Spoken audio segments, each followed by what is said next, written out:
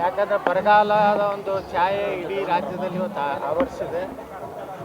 ಅದಕ್ಕೆ ತಾಯಿ ಚಾಮುಂಡಿಯಲ್ಲಿ ಇವತ್ತು ಮಳೆ ಬೆಳೆ ಆಗೋದ್ರ ಮೂಲಕ ಒಳ್ಳೆಯ ಒಂದು ಫಸಲು ಬರಲಿ, ರೈತರು ರಾಜ್ಯದ ಜನ ಸುಖ ಸಮೃದ್ಧಿಯಿಂದ ಇರಲಿ ಅಂತೇಳಿ ತಾಯಿಯಲ್ಲಿ ಪ್ರಾರ್ಥನೆ ಮಾಡಿಕೊಂಡೆ.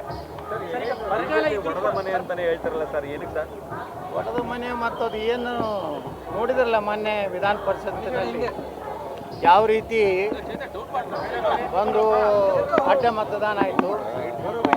ಅದಾದ ಮೇಲೂ ಸಹ ಅದರ ನೈತಿಕ ಜವಾಬ್ದಾರಿ ರಾಜ್ಯಾಧ್ಯಕ್ಷ ತಗೋತಾ ಇಲ್ಲ, ಮತ್ತು ಯಾರು ತಗೋತಾ ಇಲ್ಲ.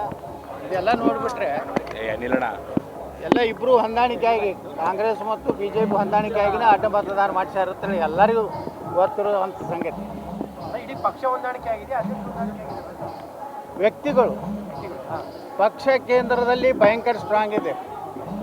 ಇಡೀ ದೇಶದಲ್ಲಿ ಕಾಂಗ್ರೆಸ್ಸನ್ನು ಅತ್ಯಂತ ಉಗ್ರವಾಗಿ ಕಠಿಣವಾಗಿ ಇವತ್ತು ಅಲ್ಲಿ ಹೋರಾಟ ಮಾಡ್ತಾ ಇದ್ದಾರೆ ಎಲ್ಲ ರಾಜ್ಯದಲ್ಲಿ.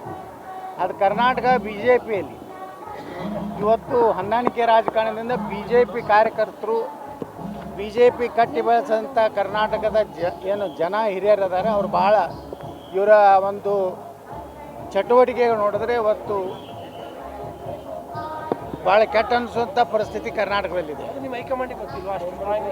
ಏನು ನಮ್ಗೆ ಗೊತ್ತಾಗ್ತಾ ಇಲ್ಲ. ಅದನ್ನೇ ಹೈಕಮಾಂಡ್ ಗೊತ್ತಿದೆಯೋ ಇಲ್ಲೋ, ಅಥವಾ ಕೊನೆಗೆ ಇನ್ನೂ ಟೈಮ್ ಇದೆಯಲ್ಲ, ಅಕ್ಟೋಬರ್ ನವಂಬರ್ ಅಲ್ಲಿಗೇ ಅಂತ್ಯ ಮಾಡ್ಬೇಕಂತ ಇದ್ರೂ ಇರ್ಬೋದು.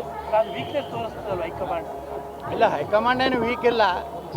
ಎಂತಿಂಥ ರಾಜ್ಯದಲ್ಲಿ ಭಾಳ ಸ್ಟ್ರಾಂಗ್ ಆಗಿ ಇದು ಮಾಡಿದ್ದಾರೆ. ಆದರೆ ಕರ್ನಾಟಕದಲ್ಲಿ ಅದೇನೋ ಒಂದು ಭಾಳ ಪ್ರಭಾವಿ ನಾಯಕರಿದ್ದಾರೆ ಅಂತ ಅನ್ನೋಂಥ ಭಯ ಏನಿದೆ, ಈ ಭಯ ಎಲ್ಲ ಹಾರಿ ಹೋಗಿದೆ.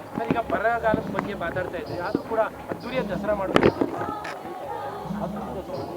ನೋಡಿ. ಇವತ್ತು ದಸರೆ ಬರುವವರೆಗೂ ಈಗ ವಿಜಯದಶಮಿ ಬರುವವರೆಗೂ ಆ ಭಗವಂತ ಒಳ್ಳೆ ಮಳೆ ಬೆಳೆ ಕೊಡಬೇಕು ಅನ್ನೋಂಥ ದೃಷ್ಟಿಯಿಂದ ಇವತ್ತು ವಿಜೃಂಭಣೆಯನ್ನು ಮಾಡಬೇಕನ್ನೋಂಥದ್ದು ಏನಿದೆಯಲ್ಲ, ಆ ವಿಜೃಂಭಣೆಯಲ್ಲಿ ಮುಂದಿನ ದಿವಸಗಳಲ್ಲಿ ಆ ದೇವರ ಅನುಗ್ರಹ ಏನಾಗ್ತದೋ ಅದ್ರ ಮ್ಯಾಗಿಂದ ನಿರ್ಣಯ ಮಾಡಬೇಕು.